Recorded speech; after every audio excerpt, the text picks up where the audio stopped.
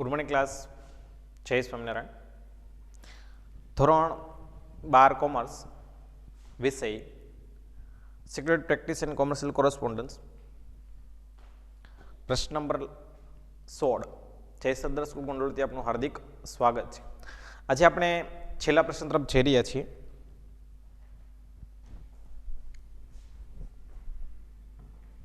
Question number 16.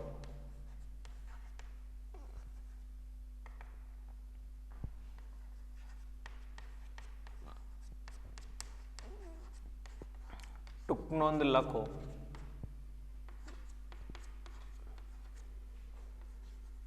Share dividend અથવા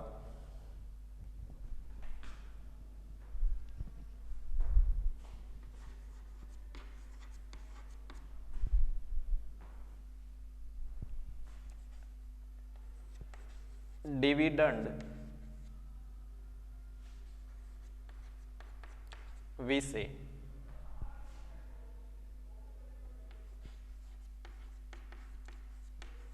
વિસ્તૃત માહિતી આપો. બરાબર, ડિવિડન્ડ વિશે વિસ્તૃત માહિતી આપો. આ પ્રશ્ન છે એ તમને 4 ગુણની અંદર પૂછાઈ શકે. બરાબર, કોઈ પણ કંપનીની અંદર શેર ડિવિડન્ડ એ ટૂંકનોંધ સ્વરૂપે પૂછાઈ શકે કે ભાઈ ટૂંકનોંધ લખો શેર ડિવિડન્ડ. બરાબર, અથવા ડિવિડન્ડ વિશે વિસ્તૃત માહિતી આપો. બરાબર, અત્યાર સુધીમાં ક્યારેય આ પ્રશ્ન તમને 3 ગુણની અંદર પૂછવામાં આવેલો નથી. મોટા ભાગે 4 ગુણની અંદર પૂછવામાં આવેલ છે. બરાબર, બીજી વસ્તુ, આપણે યુનિટ નંબર 1નો લાસ્ટ ક્વેશ્ચન આજે છે. બરાબર, એ આપણે પૂર્ણ કરશું, સાથે યુનિટનું પણ પૂર્ણાહુતિ કરશું. બરાબર, જોઈએ આપણે પહેલા અર્થ. પહેલા આપણે જોશું અર્થ.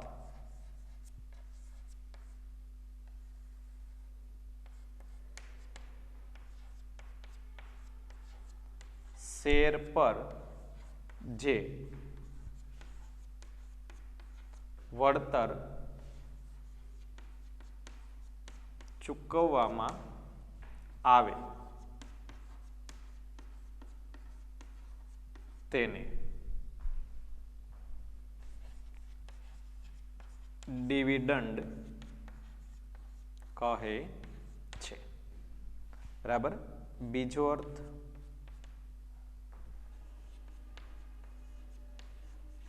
કંપનીમાં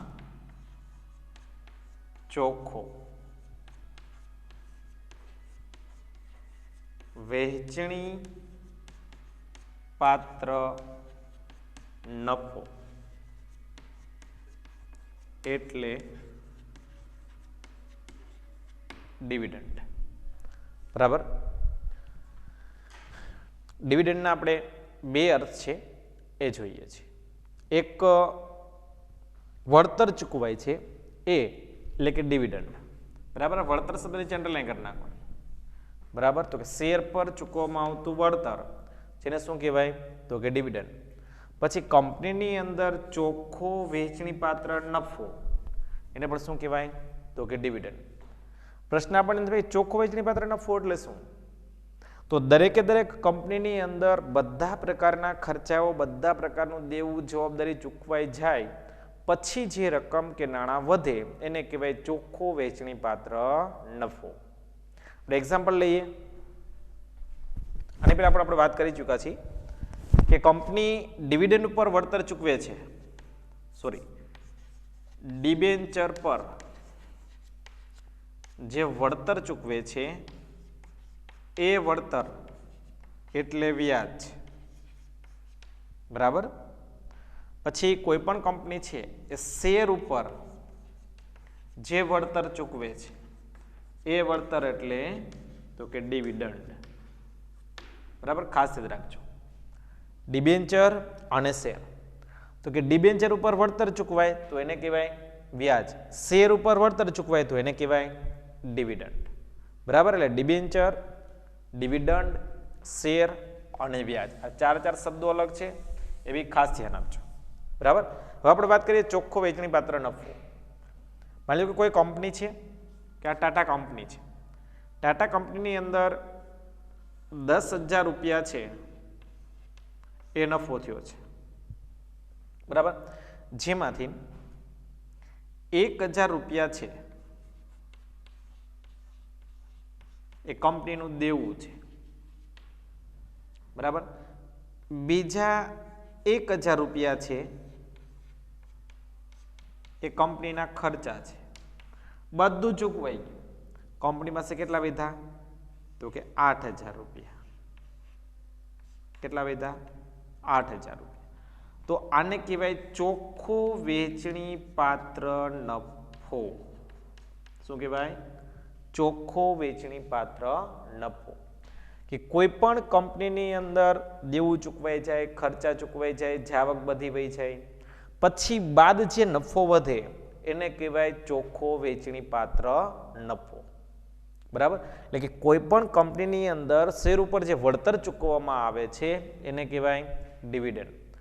કંપનીમાં જે ચોખ્ખો વેચણી પાત્ર નફો છે એને કહેવાય ડિવિડન્ડ. એટલે બે અર્થ તમને આપેલા છે, બે અર્થમાંથી તમે કોઈ પણ અર્થ લખી શકો છો. રેડી? એટલે કોઈ પણ કંપનીની અંદર ચૂકવવામાં આવતો નફો, બરાબર, વેચણી પાત્ર ચોખ્ખો નફો, જેને શું કીધું આપણે? ડિવિડન્ડ. અને કંપની પર શેર ઉપર જે વળતર ચૂકવાય એને કહેવાય ડિવિડન્ડ. હવે આપણે વાત કરશું સમજૂતીની.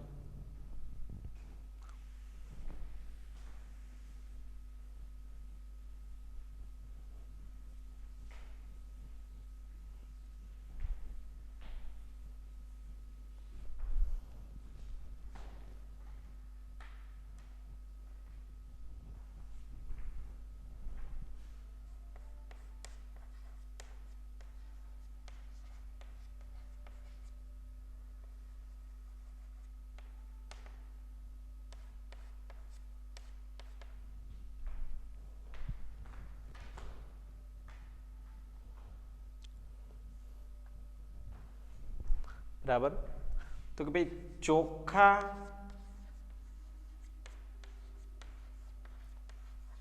વેચણી પાત્ર નફામાંથી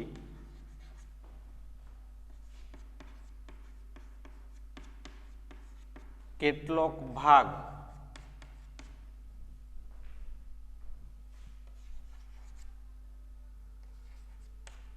અનામત રાખવામાં આવે છે. જ્યારે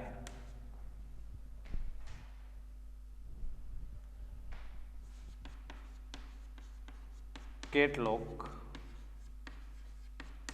નફા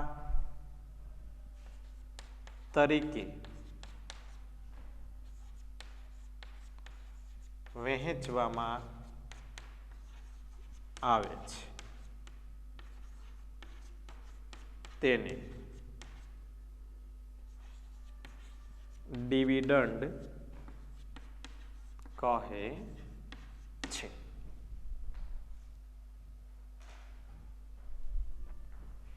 બીજું, ડિવિડન્ડ હંમેશા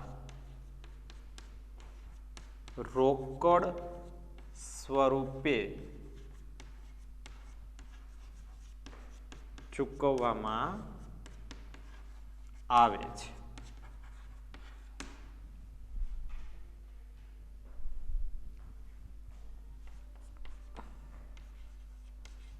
ડિવિડન્ડના મુખ્ય બે પ્રકાર છે. એક વાર્ષિક ડિવિડન્ડ, બીજું વચગાળાનું ડિવિડન્ડ. બરાબર. હવે મિત્રો ખાસ યાદ રાખજો, સમજૂતીની અંદર સમજૂતી છે એ આપણા માટે ઇમ્પોર્ટન્ટ છે, કારણ કે અર્થ છે એનો 1 માર્ક છે, સમજૂતી છે એના 3 માર્ક છે. બરાબર. જેમાં આપણે વાત કરી કે ચોખ્ખા જે કંઈ વેચણીપાત્ર નફા છે એમાંથી કેટલોક ભાગ છે એ અનામત રાખી દેવામાં આવે. અનામત એટલે શું? તો ભાઈ મુશ્કેલ પરિસ્થિતિની અંદર એ નાણાંનો ઉપયોગ કરી શકાય, બરાબર, એવી જગ્યાએ રાખવામાં આવતો એને કહેવાય અનામત. બરાબર. તો આ જે બાકીનો ભાગ જે અનામત રાખવામાં આવે એના પછીનો જે રકમ વધે છે એ રકમ એટલે શું? તો કે ચોખ્ખો વેચણીપાત્ર નફો, જેને આપણે શું કીધું? તો કે ડિવિડન્ડ તરીકે ઓળખવામાં આવે છે. કે કોઈ પણ કંપનીની અંદર જેટલો નફો થાય છે એ નફામાંથી પણ અમુક ખર્ચાઓ બાદ થાય, અમુક જવાબદારીઓ બાદ થાય છે, ત્યારબાદ અમુક પ્રકારની રકમ છે અનામત રાખવામાં આવે. એ અનામત એટલા માટે કે આકસ્મિક સંજોગોની અંદર કોઈ પણ પ્રકારના ખર્ચાઓ થાય તો એના માટે જરૂરી રકમ ક્યાંથી લાવવી, કેવી રીતે લાવવી, કેવા સંજોગોમાં લાવવી, આ તમામની ચર્ચા વિચારણા કરવામાં આવે તો ત્યારે એ રકમનો ઉપયોગ કરી શકાય છે. તો આવી જે રકમ, બરાબર, જેને આપણે શું કીધું? તો કે ડિવિડન્ડ તરીકે ઓળખીએ છીએ. તો ડિવિડન્ડ હંમેશા કેવી રીતે? તો ભાઈ રોકડ સ્વરૂપે ચૂકવવામાં આવે છે. આ રોકડ સ્વરૂપે ચૂકવવામાં આવે છે, નીચે ખાસ અંડરલાઈન કરજો કે જે તમને ભૂતકાળની અંદર પૂછાયેલો પ્રશ્ન 1 માર્કની અંદર એકવાર વિકલ્પ તરીકે પૂછાઈ ગયો છે, એકવાર એક વાક્યના પ્રશ્ન તરીકે પૂછાયેલો છે કે ડિવિડન્ડ હંમેશા કયા સ્વરૂપે ચૂકવવામાં આવે છે? તો ડિવિડન્ડ હંમેશા રોકડ સ્વરૂપે ચૂકવવામાં આવે છે. કે કોઈ પણ કંપનીની અંદર ડિવિડન્ડ છે હંમેશા રોકડ સ્વરૂપે ચૂકવી શકાય છે. રેડી? તો દરેકે દરેક કંપનીની અંદર જ્યારે કોઈ પણ કંપનીની અંદર કામ કરતા વ્યક્તિઓ છે એ જ્યારે વળતર સ્વરૂપે નાણાં મેળવવાની ઈચ્છા છે ત્યારે એ ડિવિડન્ડ હંમેશા રોકડ સ્વરૂપે ચૂકવવામાં આવતું હોય છે. બરાબર. બીજી વસ્તુની વાત કરીએ તો ડિવિડન્ડના તો કે મુખ્ય 2 પ્રકાર છે. કેટલા પ્રકાર છે? તો કે ભાઈ 2 પ્રકાર છે. બરાબર. આ 2 પ્રકાર નીચે પણ અંડરલાઈન કરજો ખાસ, કે એ બી તમને 1 માર્ક્સની અંદર પૂછવામાં આવતો પ્રશ્ન. બરાબર. કે ડિવિડન્ડના પ્રકાર જણાવો. તો તમારે લખવાનું વાર્ષિક ડિવિડન્ડ અને વચગાળાનું ડિવિડન્ડ. MCQ તરીકે પૂછે કે ડિવિડન્ડના મુખ્ય પ્રકાર કેટલા છે? તો ખાલી શબ્દની અંદર જવાબ આવશે 2. બરાબર. એટલે ડિવિડન્ડના મુખ્ય પ્રકાર 2 છે, જે હંમેશા કયા સ્વરૂપે? તો કે રોકડ સ્વરૂપે ચૂકવવામાં આવે છે. સમજૂતી હજી બાકી છે, આપણે મુદ્દા વાઇઝ આપણે અલગ અલગ સમજૂતી જોઈએ છીએ. બરાબર. ફરી ધ્યાન આપજો કે ડિવિડન્ડ હંમેશા રોકડ સ્વરૂપે ચૂકવવામાં આવે છે, કે જેના 2 પ્રકાર પાડવામાં આવે છે, એક વાર્ષિક ડિવિડન્ડ અને બીજું વચગાળાનું ડિવિડન્ડ. બરાબર. બંનેની ડેફિનેશન છે એને પણ આપણે સમજૂતી મેળવશું. બરાબર. ફરી ધ્યાન આપજો સમજૂતીની અંદર કે ચોખ્ખો વેચણીપાત્ર જે નફો છે એમાંથી કેટલોક ભાગ આપણે શું કર્યું? તો કે અનામત રાખ્યું, બાકીનો જે નફો છે એને વેચી દીધો, જેને આપણે શું કીધું? તો કે શેર ડિવિડન્ડ. તો આ જે ડિવિડન્ડ વધે છે એ ડિવિડન્ડને કયા સ્વરૂપે ચૂકવવું આપણે? તો કે રોકડ સ્વરૂપે ચૂકવીએ છીએ. અને રોકડ સ્વરૂપે ચૂકવીએ છીએ એટલા માટે એના કેટલા પ્રકાર કીધા આપણે? તો કે 2. તો કયા કયા પ્રકાર? તો કે એક વાર્ષિક ડિવિડન્ડ અને બીજું વચગાળાનું ડિવિડન્ડ. રેડી? ચાલો, ઓકે.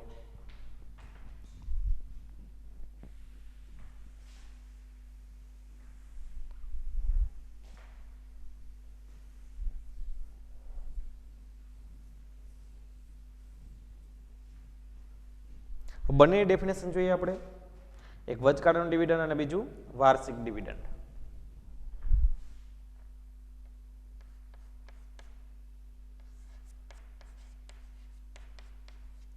વાર્ષિક ડિવિડન્ડ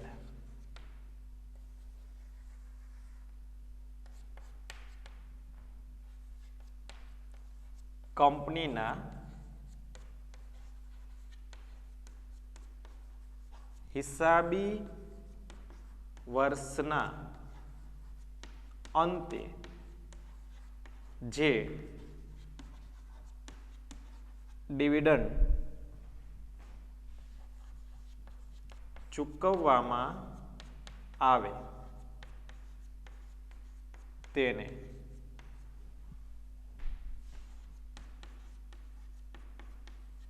વાર્ષિક ડિવિડન્ડ કહે છે.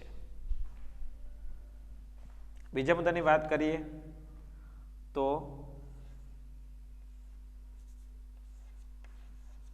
વચગાળાનું ડિવિડન્ડ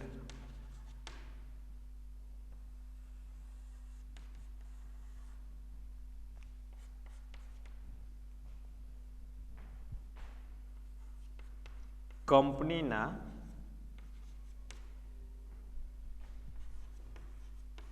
વર્ષની મધ્યમાં જે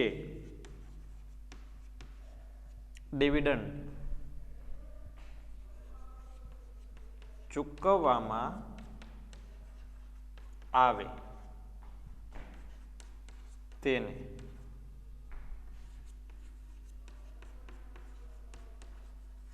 વચગાળાનું ડિવિડન્ડ કહે છે. બરાબર, બે ડેફિનેશન આપણી પાસે કમ્પ્લીટ છે અહીંયા. એક વાર્ષિક ડિવિડન્ડ અને બીજું વચગાળાનું ડિવિડન્ડ. આ બંને મુદ્દા છે તમને 1 માર્ક્સની અંદર પૂછાઈ શકે છે. એ બી ખાસ યાદ રાખજો કે વાર્ષિક ડિવિડન્ડ કોને કહેવાય, બીજું વચગાળાનું ડિવિડન્ડ કોને કહેવાય. એ કંપનીનું જે હિસાબી વર્ષ છે એટલે કે કન્ટિન્યુ પહેલા મહિનાથી લઈને 12મા મહિના, આમ તો 31 માર્ચ તે 1 એપ્રિલ સુધીનું નાણાકીય વર્ષ હોય એટલે કે 31 માર્ચ થી 1 એપ્રિલ, બરાબર ને.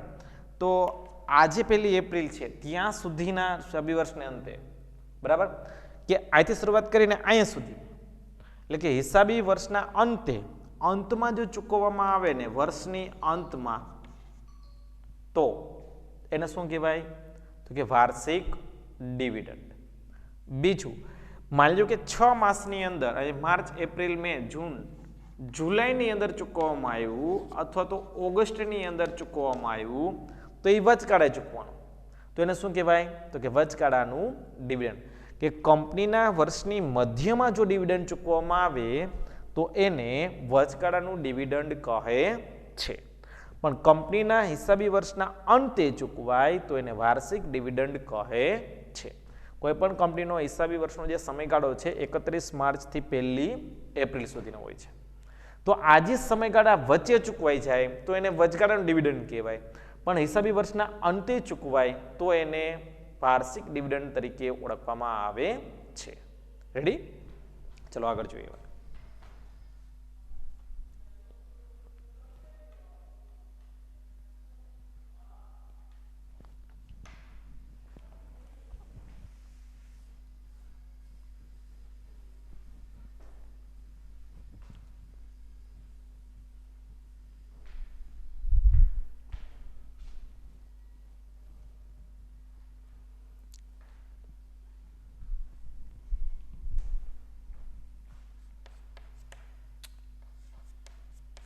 સામાન્ય રીતે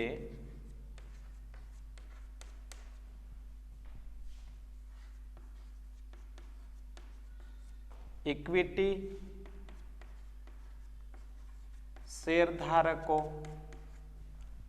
અને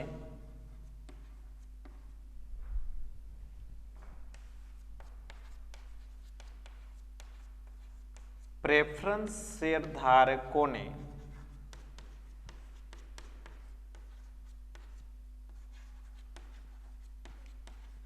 ડિવિડન્ડ ચૂકવવામાં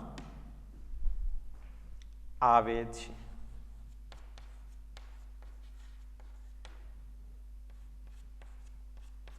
બરાબર. બીજી વસ્તુની વાત કરીએ.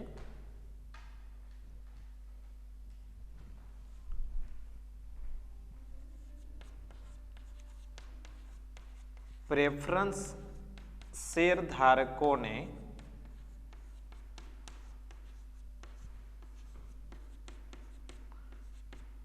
નક્કી કરેલ દરે જે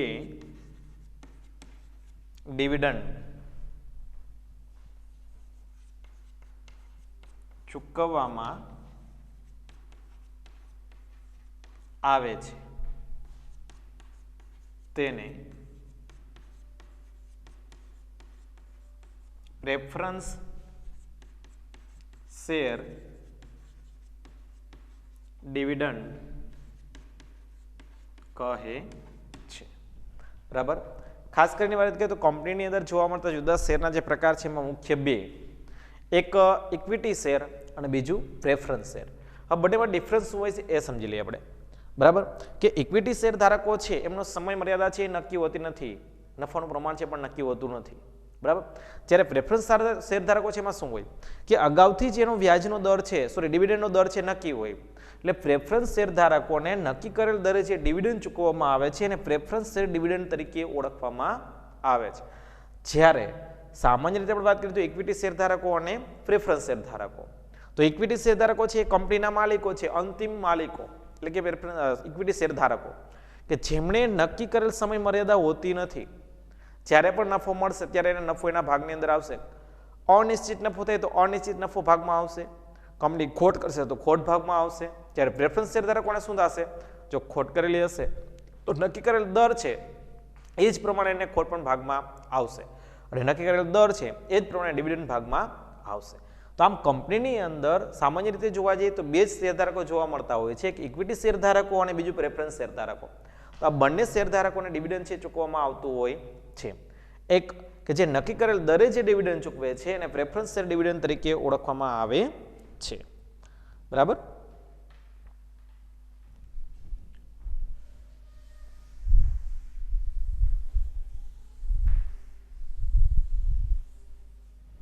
હવે જોવા જઈએ તો કાયદાકીય રીતે પ્રથમ પ્રેફરન્સ શેર હોલ્ડરને આપવામાં આવે છે, ત્યારબાદ ઇક્વિટી શેર હોલ્ડરને ડિવિડન્ડ ચૂકવવામાં આવે છે.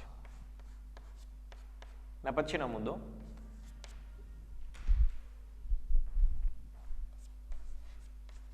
કાયદાકીય રીતે પ્રથમ હક, કાયદાકીય રીતે પ્રથમ હક પ્રેફરન્સ શેરધારકોને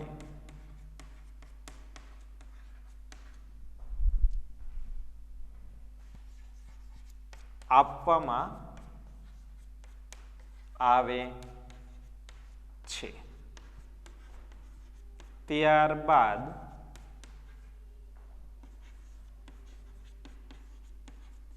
ઇક્વિટી શેરધારકોને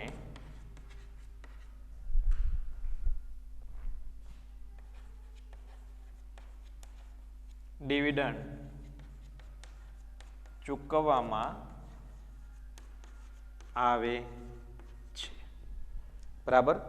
સામાન્ય રીતે જોવા જઈએ તો ડિવિડન્ડ છે એ દરેક વ્યક્તિને અલગ અલગ પ્રકારથી અને અલગ અલગ પ્રમાણે ચૂકવવામાં આવતું હોય છે. તો આપણને એમ થાય ભાઈ ઇક્વિટી શેર હોલ્ડરને પહેલાં શા માટે, પ્રેફરન્સ શેર હોલ્ડર શા માટે? બરાબર. આપણે વાત કરીએ કે કાયદાકીય રીતે જોવા જાય તો પ્રેફરન્સ શેરધારકોને તો કોઈ પ્રથમ અધિકાર આપવામાં આવે.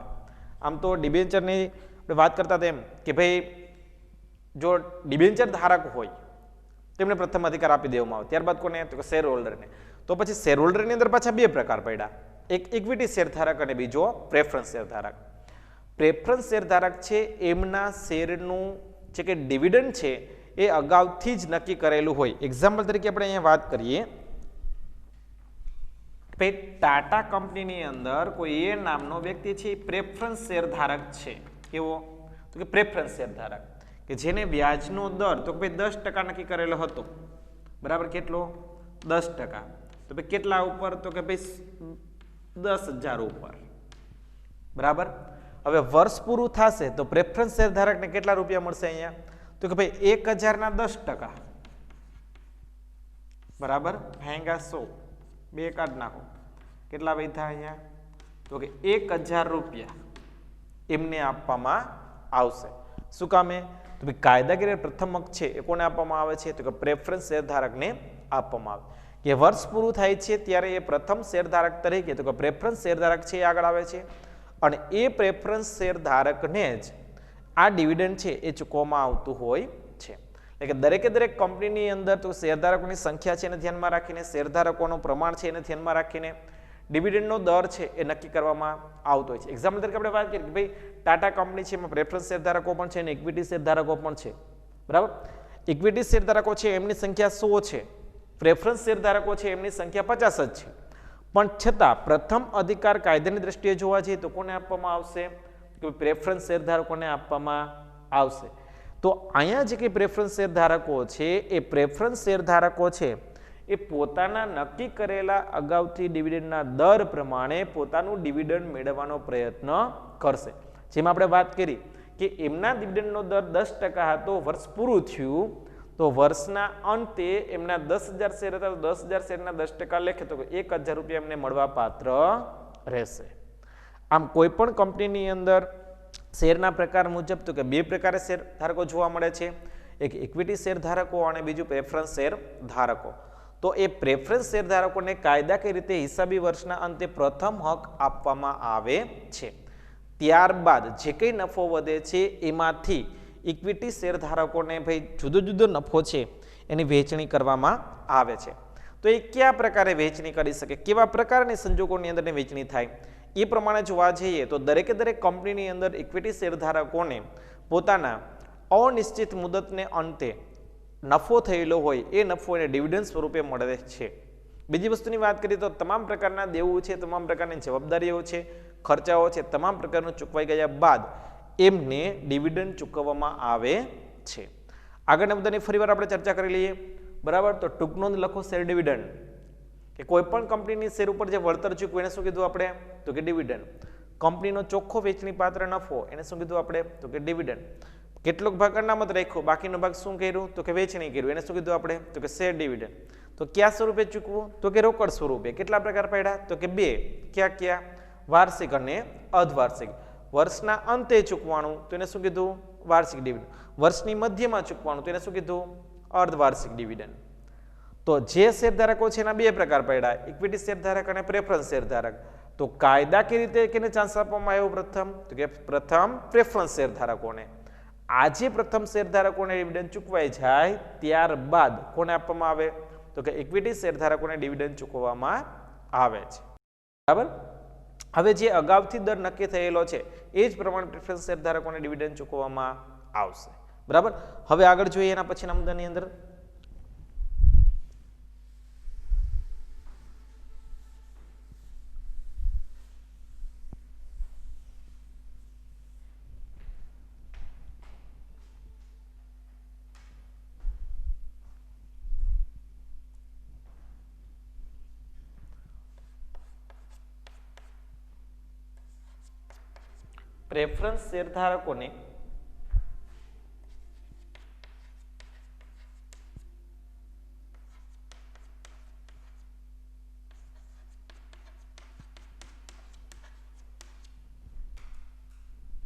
પ્રેફરન્સ શેરધારકોને ડિવિડન્ડ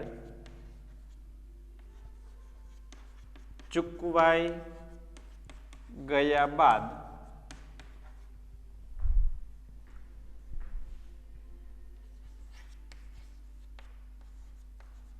ઇક્વિટી શેરધારકોને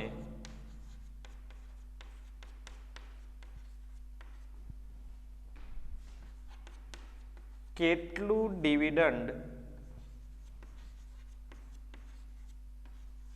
ચૂકવવું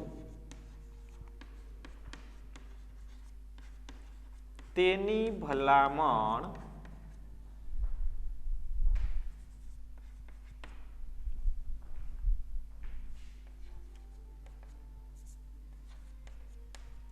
સંચાલક મંડળ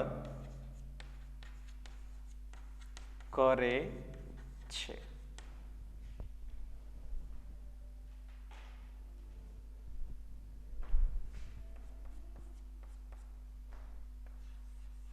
આ ડિવિડન્ડ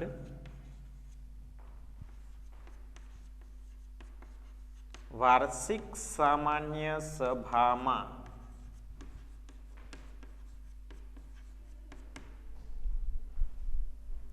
મંજૂર કરવામાં આવે છે, બરાબર. એક વાર્ષિક સામાન્ય સભાની અંડરલાઈન એ બી તમને એક માર્કની અંદર પૂછવાય છે, બરાબર. પછી ભલામણ ડિવિડન્ડ કેટલું ચૂકવવું એની ભલામણ કોણ તો કે સંચાલક મંડળ કરે છે. આ બી તમને એક માર્ક્સની અંદર પૂછવામાં આવતો પ્રશ્ન, ખાસ યાદ રાખજો કે કોઈ પણ કંપનીની અંદર જ્યારે પ્રેફરન્સ શેરધારકોને ડિવિડન્ડ ચૂકવાઈ જાય છે એ પછી જે કંઈ ડિવિડન્ડ વધે છે એ કોને તો કે ઇક્વિટી શેરધારકોને ચૂકવવામાં આવે છે. પ્રશ્ન એમ થાય કે ભાઈ કેટલું ડિવિડન્ડ ચૂકવવું કયા પ્રમાણમાં ચૂકવું, કેવી રીતે ચૂકવું. આજે વિગતવાર ચર્ચા છે એ સંચાલક મંડળ સાથે કરે છે. સંચાલક મંડળ છે ભવિષ્યની અંદર કરવામાં આવતા ખર્ચાઓ, વર્તમાનની અંદર કેટલી જવાબદારીઓ છે, અનામત કેટલું રાખશું, આ તમામની ચર્ચા વિચારણા કરે છે. અને ત્યારબાદ એ કંપનીની અંદર ડિવિડન્ડની જોગવાઈ કેવી છે એના વિશેની માહિતી આપે છે. એટલે સંચાલક મંડળ છે એ જેટલા પણ ઇક્વિટી શેરધારકો છે એમને કેટલું ડિવિડન્ડ ચૂકવવું એ અંગેની ભલામણ એમને કરવામાં આવે છે. પ્રશ્ન આપણે સંચાલક મંડળ જ શા માટે? તો દરેકે દરેક કંપનીની અંદર સંચાલકો છે કંપનીનું સંચાલન કરે છે, વહીવટી કામ પણ કરતા હોય, રોજિંદા કામ પણ કરતા હોય છે અને કંપનીના નક્કી કરેલા જે કંઈ હેતુઓ છે એને આગળ લઈ જવાનું કામ પણ કરે છે. તો આવા સંજોગોની અંદર જે કંઈ શેરધારકો છે એ પોતાની મૂડી છે એમાં જે કંઈ વળતર મળી શકે એવા પ્રયત્નો એમની સાથે કરે છે. પણ તેમ છતાં કંપનીનું હેન્ડલિંગ તો સંચાલક મંડળના હાથમાં જ હોય છે. તો સમયાંતરે જેટલા પણ શેરધારકો છે શેરધારકો કંપનીમાં પોતાની મૂડી છે એ રોકાણ કરી શકે, પોતાની મૂડી છે આગળ ને આગળ વધારવા માટેના પ્રયાસો છે એ કરતા રહેલા, મીન્સ કે એક પ્રકારનું પ્રોત્સાહન મળે. એ સંચાલક મંડળ પોતાની આગવી સૂઝથી એક પ્રકારના ડિવિડન્ડનો દર છે એ નક્કી કરી નાખે છે અને તમામ શેરધારકોને જે કંઈ નાણાકીય સગવડ છે એ મળી રહે એવા પ્રયત્નો કરવામાં આવે છે. સાથે સાથે માલિકો, શેરધારકો અને સંચાલકો આ તમામ વ્યક્તિઓ સાથે બેસીને કેટલા શેરધારકોને કેટલું ડિવિડન્ડ ચૂકવવું એ અંગેની ભલામણની ચર્ચા છે એ સંચાલક મંડળની સભામાં કરવામાં આવતી હોય છે. ત્યારબાદ આ જે કંઈ ડિવિડન્ડ છે એ ડિવિડન્ડ ચૂકવવામાં આવતું હોય છે. એટલે કે સંચાલકો જ્યારે વાર્ષિક સામાન્ય સભામાં આ ડિવિડન્ડ છે એ ચૂકવે એ પહેલાં સંચાલક મંડળ દ્વારા જે કંઈ માલિક વર્ગ છે એ માલિક વર્ગની એક પ્રકારની ભલામણ કરવામાં આવતી હોય અને એ ડિવિડન્ડનો દર નક્કી થઈ ગયા બાદ એટલે કે હિસાબી વર્ષના અંતે જે વાર્ષિક સામાન્ય સભા યોજાય છે એ વાર્ષિક સામાન્ય સભાની અંદર આ ડિવિડન્ડ છે એ ચૂકવવામાં આવતું હોય છે. પ્રશ્ન આપણને એમ થાય વાર્ષિક સામાન્ય સભામાં શા માટે? આપણે પહેલાં પણ જોઈ ગયા તો પહેલાં કોને ચાન્સ આપ્યો આપણે? તો કે પ્રેફરન્સ શેરધારકોને. એ પ્રેફરન્સ શેરધારકોને ડિવિડન્ડ ચૂકવાય પછી જ કોને? તો કે ઇક્વિટી શેરધારકોને ચૂકવવામાં આવે છે. હવે જે છેલ્લે વસ્તુ જે ડિવિડન્ડ વધે છે એ ડિવિડન્ડ કોને? તો કે ભાઈ ઇક્વિટી શેરધારકોને. એટલા માટે એને ક્યારે? તો કે હિસાબી વર્ષના અંતે એટલે કે વાર્ષિક સામાન્ય સભાની અંદર આ ડિવિડન્ડ ચૂકવવામાં આવે છે. પ્રશ્ન આપણને એમ થાય કે ભાઈ વાર્ષિક સામાન્ય સભામાં ડિવિડન્ડ બધું જ એને ચૂકવી દેવામાં આવે? ના, એવું હોતું નથી. યાદ રાખજો કે જેટલી રકમ છે રકમની મર્યાદામાં જેને ડિવિડન્ડ ચૂકવવામાં આવે છે. પ્રશ્ન આપણને એમ થાય કે રકમની મર્યાદા તો એને હતી નહીં, તો રકમની મર્યાદા ક્યાંથી આવી? હવે માની લો કે કોઈ શેરધારકોની સંખ્યા છે એ વધારે છે, કેટલાક શેરધારકો એવા છે એમણે આ વર્ષે ડિવિડન્ડ ચૂકવું છે પણ લાસ્ટ યરની અંદર ડિવિડન્ડ ચૂકવેલું નથી, તો લાસ્ટ યરનો ડિવિડન્ડ એને એડ કરવામાં આવશે અને આ વર્ષે પ્લસ સહિત એને આપી દેવામાં આવશે. માની લો કે ઘણા શેરધારકો સાથે મળીને એવું વિચારે કે ભાઈ હવે આપણે કંપનીની કોઈ બીજા પ્લાન્ટની કોઈ કંપનીને જરૂર છે, તો માલિક એવું વિચારે બીજો પ્લાન્ટ આપણે નાખો, તો શેરધારકોની સભા બોલાવવામાં આવશે અને કહેવામાં આવશે કે ભાઈ અમારો આ પ્રોજેક્ટ છે એ પ્રોજેક્ટની અંદર આટલા નાણાંનું રોકાણ થાય છે, જો આપની ઈચ્છા હોય તો તમારા શેરનું જે ડિવિડન્ડ છે એ ડિવિડન્ડ અમે અહીંયા ઇન્વેસ્ટમેન્ટ કરીએ. તમામ શેરધારકોની સંમતિ હોય તો એ શેર સ્વરૂપે પણ રોકાણ કરી શકે, મૂડી સ્વરૂપે પણ રોકાણ કરી શકે, એ કોઈને કોઈ સ્વરૂપેમાં રોકાણ કરી કે જે નેક્સ્ટ યરની અંદર એને વળતર સાથે એને પરત આપી દેવામાં આવે છે. તો આ રીતના અહીંયા ઇક્વિટી પ્રેફરન્સ શેરધારકોને ડિવિડન્ડ ચૂકવાઈ જાય પછી કોને? તો કે ઇક્વિટી શેરહોલ્ડરને કેટલું ડિવિડન્ડ ચૂકવવું એ અંગેની ભલામણ કોના દ્વારા થાય છે? તો કે સંચાલક મંડળ દ્વારા કરવામાં આવે છે. અને આ સંચાલક મંડળ છે એ વાર્ષિક સામાન્ય સભાની અંદર આ ડિવિડન્ડ મંજૂર કરવાનું કામ પણ કરે છે. રેડી? ચાલો, ઓકે. હવે આપણે જોઈએ છેલ્લો મુદ્દો, ઇક્વિટી શેરહોલ્ડરને ડિવિડન્ડ.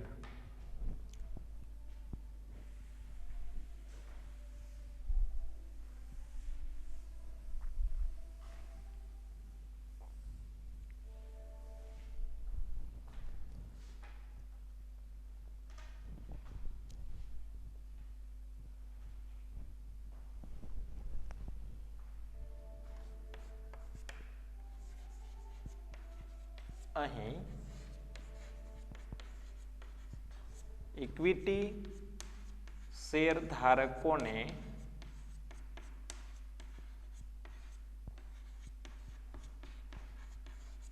ત્રીસ દિવસમાં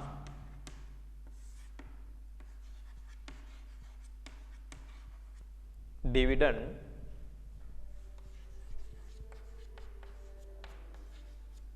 ચૂકવવામાં આવે છે.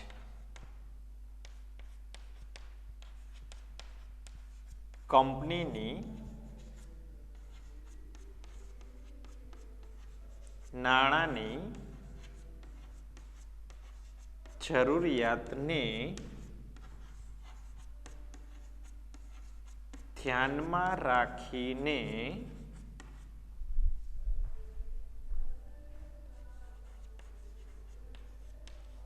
ડિવિડન્ડનો દર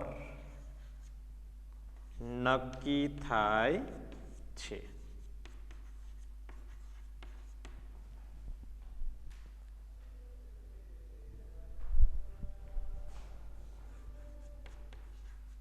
આમ કંપનીમાં ડિવિડન્ડનું વિશેષ મહત્વ જોવા મળે છે. બરાબર. હવે ખાસ યાદ રાખજો, છેલ્લા મુદ્દાની વાત કરીએ. 30 દિવસ નાણાંની જરૂરિયાત. બરાબર. આ 30 દિવસ છે વિકલ્પ તમને પૂછાઈશ. એક નાણાંની જરૂરિયાત ધ્યાનમાં રાખીને ડિવિડન્ડનો દર છે એ નક્કી થાય છે. બરાબર. આમ તો પ્રશ્ન એટલો બધો હાર્ડ નથી, પણ થોડીક વિસ્તૃત માહિતી છે. બરાબર. એ ખાસ યાદ રાખજો અને મેઇન મુદ્દા તરીકે તમે સમજો તો સમજી શકો. જો પહેલો મુદ્દો છે આપણો અર્થ છે. બરાબર. બીજો મુદ્દો સમજૂતી છે. સમજૂતીની અંદર પહેલો મુદ્દો તો કે પ્રકાર છે. એ પ્રકારની અંદર તો આપણે અર્થ આપ્યા. અર્થની અંદર પ્રથમ અધિકાર આપ્યો. પ્રથમ અધિકારની અંદર મંજૂર કર્યું અને મંજૂરની અંદર તો કે 30 દિવસમાં. આ રીતના પણ તમે યાદ રાખી શકો કે પહેલો અર્થ તો શેર ડિવિડન્ડ કોને કહેવાય? તો શેર ઉપર વળતર ચૂકવે એને શું કહેવાય? Share dividend. સમજૂતીમાં તો કે ભાઈ કંપનીને અમુક ભાગ છે અનામત રાખે, બીજો ભાગ છે એ વેચણી કરે તો એને શું કહેવાય? ડિવિડન્ડ. કયા સ્વરૂપે? તો કે રોકડ સ્વરૂપે ચૂકવાય. તો કેટલા પ્રકાર કીધું? તો કે 2. ક્યાં? તો કે ઇક્વિટી શેર, પ્રેફરન્સ શેર વચગાળાનું ડિવિડન્ડ અને બીજું વાર્ષિક ડિવિડન્ડ. તો વાર્ષિક ડિવિડન્ડ એટલે શું? તો કે વર્ષના અંતે ચૂકવાય તો એને વાર્ષિક ડિવિડન્ડ. જ્યારે કંપનીના મધ્યમાં ચૂકવાય તો એને વચગાળાનું ડિવિડન્ડ. બીજું. બરાબર. હવે પેલો અધિકાર કોને આપ્યો? તો કે પ્રેફરન્સ શેર ધારકોને. ત્યારબાદ ચૂકવું. પ્રેફરન્સ શેર ધારકોને પ્રથમ અધિકાર આપ્યો. તો પ્રેફરન્સ શેર ધારકો જે ડિવિડન્ડ ચૂકવે એને કેવું ડિવિડન્ડ કીધું? તો કે પ્રેફરન્સ શેર ડિવિડન્ડ. આ બી તમને 1 માર્ક્સની અંદર પૂછાઈ શકે એવો પ્રશ્ન ખાસ યાદ રાખજો. બરાબર. બીજું કે ભાઈ કોઈ પણ કંપનીની અંદર પ્રેફરન્સ શેર ધારકો જે ડિવિડન્ડ ચૂકવાય છે એ પછી કોને ચૂકવવામાં આવે? તો ઇક્વિટી શેર ધારકો. તો ઇક્વિટી શેર ધારકોને કેટલું ડિવિડન્ડ ચૂકવવું એ અંગેની ભલામણ કોણ કરે છે? તો કે સંચાલક મંડળ કરે છે. તો સંચાલક મંડળ જે નક્કી કરે છે એ સંચાલક મંડળ હવે એમને ક્યાં મંજૂરી આપશે? તો કે વાર્ષિક સામાન્ય સભામાં. એના પછીનો મુદ્દાની વાત કરીએ. બરાબર. તો કે ભાઈ જેટલા પણ ઇક્વિટી શેર ધારકો છે એ તમામ શેર ધારકોને ઇક્વિટી શેર ડિવિડન્ડ છે એ મંજૂર થઈ જાય પછી નો સમયગાળો નિશ્ચિત કે ભાઈ આટલા સમયની અંદર ડિવિડન્ડ એને મળી જવું જોઈએ. તો કેટલા દિવસમાં મળવું જોઈએ? તો કે ભાઈ ઓછામાં ઓછા 30 દિવસની અંદર આ ડિવિડન્ડ એમને મળી જવું જોઈએ. શું કામે? તો કે 30 દિવસ પણ એમના સમયગાળાને આ પછી નેક્સ્ટ યરની શરૂઆત થઈ જાય છે. જે સમયગાળા દરમિયાન નહીં મળે તો નેક્સ્ટ યરની અંદર એને ઇન્વોલ્વ કરવું પડશે. આવું ન થાય એટલા માટે ખાસ યાદ રાખજો. અને કેટલા દિવસની અંદર? તો કે 30 દિવસની અંદર એને ભરપાઈ કરવામાં આવે છે. એટલે કોઈ પણ ઇક્વિટી શેર ધારક છે તો ઇક્વિટી શેર ધારકને જે કે ડિવિડન્ડ ચૂકવવાનું થાય છે એ ડિવિડન્ડને 30 દિવસની અંદર ચૂકવવામાં આવે છે. બીજી વસ્તુની વાત કરીએ તો કંપનીની નાણાંની જરૂરિયાત કેવી છે?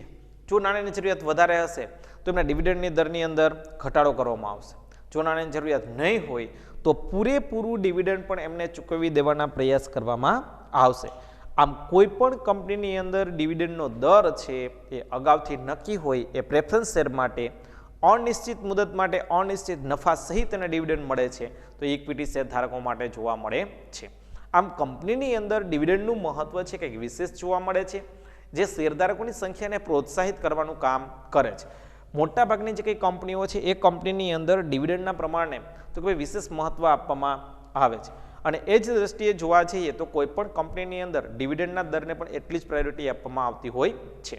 તો આમ શેર ડિવિડન્ડ એટલે શું સમજાવો અથવા ટૂંક નોંધ લખો શેર ડિવિડન્ડ. અથવા તો એવું પણ પૂછવામાં આવે કે ભાઈ શેર ડિવિડન્ડ વિશે વિસ્તૃત માહિતી આપો, 4 ગુણનો પ્રશ્ન.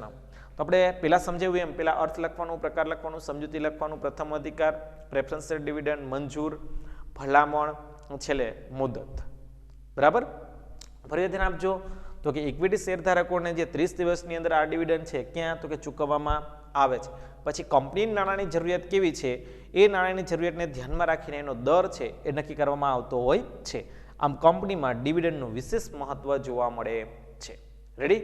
તો આ સાથે આપણે અહીંયા યુનિટ છે એને પણ પૂર્ણ કરીએ છીએ અને આજનો છેલ્લો પ્રશ્ન આ યુનિટનો અહીંયા પૂર્ણ કરીએ છીએ. નેક્સ્ટ પિરિયડની અંદર નવા યુનિટ સાથે ફરીવાર મળશું. ત્યાં સુધી બધાને ઓલ ધ બેસ્ટ. જય સ્વામિનારાયણ. આ સાથે આપણે પહેલો યુનિટ પણ કમ્પ્લીટ કરીએ છીએ. જય સ્વામિનારાયણ.